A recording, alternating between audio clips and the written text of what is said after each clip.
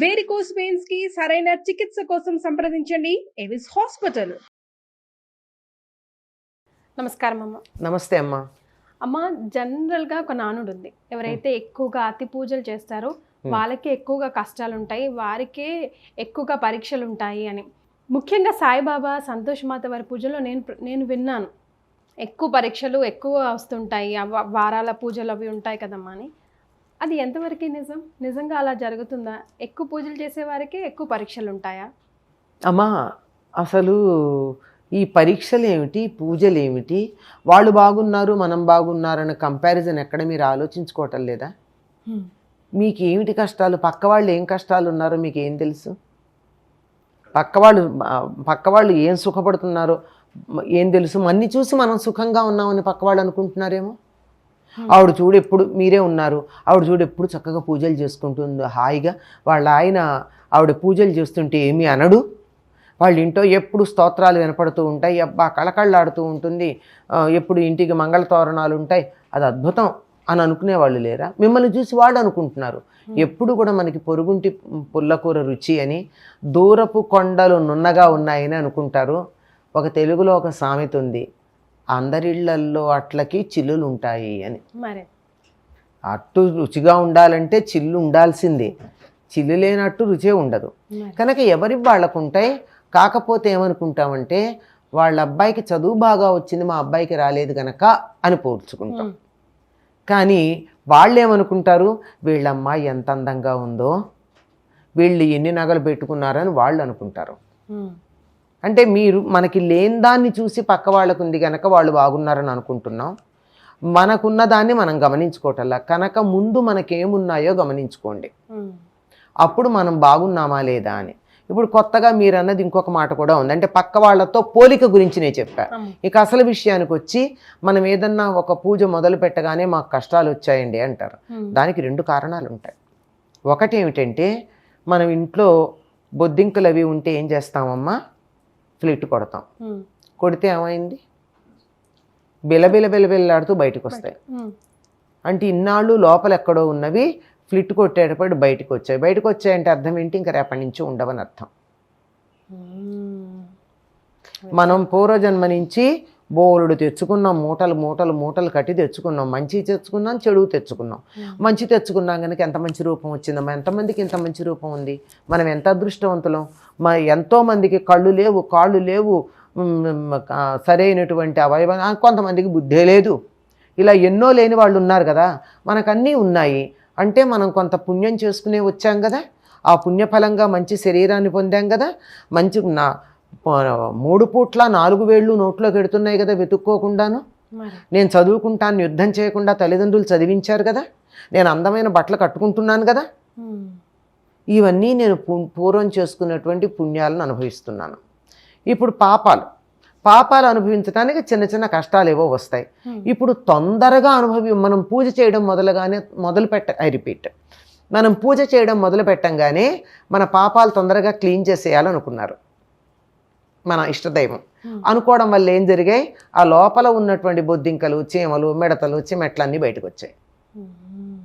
వాటన్నిటిని చూసేసుకుంటే అమ్మయ్యా, నా పూర్వ జన్మల కర్మల చెడు కర్మలు ఏవైతే ఉన్నాయో అవన్నీ పోతున్నాయి అని మనం అనుకోవచ్చు.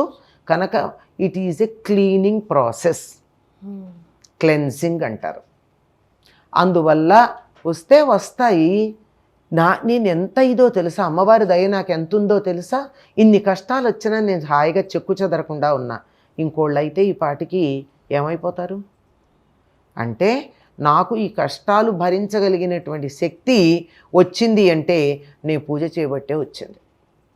మనకి పూజ చేసినా, దేవుడు అనుగ్రహం ఉన్నా కష్టాలు అనుభవించే శక్తిని ఇస్తారు తప్ప కష్టాలు రాకుండా చేయరు. వాళ్ళకి ఏం పనమ్మా కష్టాలు రాకుండా చేయడానికి? మనమేమో పూర్వజన్మలోనూ ఈ జన్మలోనూ ఇన్ని చెడ్డ పనులు చేశామా, కష్టం రావద్దా? నిన్న వద్దంటుంటే విపరీతంగా తిన్నామా, 4 మామిడి పళ్ళు తిన్నామా, ఊరికే దొరికాయి కదా అని. ఇవాళ కడుపులో మంట రావద్దు అంటే, ఆవేదన రావద్దంటే ఎలా మానుతుంది? కాకపోతే అమ్మవారి దయ ఉంటే ఓ జెలుసు టాబ్లెట్ దొరుకుతుంది, మంట తగ్గుతుంది. అంతేగాని మంట రావడం మానదు. కనుక ఇవి మనకి వచ్చే కష్టాలు తట్టుకునేటటువంటి శక్తినిచ్చి ఆ తర్వాత ఆ పూర్వజన్మ కర్మాలన్నింటినీ అనుభవించేటట్టు చేయడం జరుగుతుంది. ఇది ఒకటి. రెండోది, మనం చేసే స్తోత్రాలు ఎంత అద్భుతంగా చేస్తామంటే దాంట్లో మనం చదివే తప్పుల వల్ల మనం కొన్ని రకాలైనటువంటి కష్టాలని ఎదురు తెచ్చుకుంటున్నాం. మన మాటల ఉచ్చారణ సరిగ్గా లేక తప్పులు చదివి నాకు అది ఇవ్వు అంటే పాపం ఇంత కోరుకుంటున్నారు కదా అని ఇచ్చేస్తుంది ఆ దైవం. అంచేత ఏ స్తోత్రాలు చేస్తున్నామో కొంచెం తెలుసుకుని చెయ్యండి. అమ్మ, ఈ జన్మలో చేసిన పుణ్యం ఏమాత్రం పనికిరాదా? పూర్వజన్మల పాపాలే ఫాలో అవ్వాలా ఈ జన్మలో కూడా? అసలు పూర్వజన్మలో చేసిన పుణ్యమే మనం ఉపయోగపడింది అన్నాం కదా, పాపం కూడా అనుభవించాలిగా. పుణ్యం అనుభవించినప్పుడు ఈ జన్మలో చేసినటువంటి పుణ్యం ఎందుకు ఉపయోగపడదు? దానివల్లే కదా వీటిని తట్టుకోగలుగుతున్నాం. ఇప్పుడు పాపం వల్ల వచ్చే కష్టాన్ని తట్టుకుంటున్నాము అంటే ఈ జన్మలో చేసిన మంచి పనుల వల్ల తట్టుకుంటున్నాం.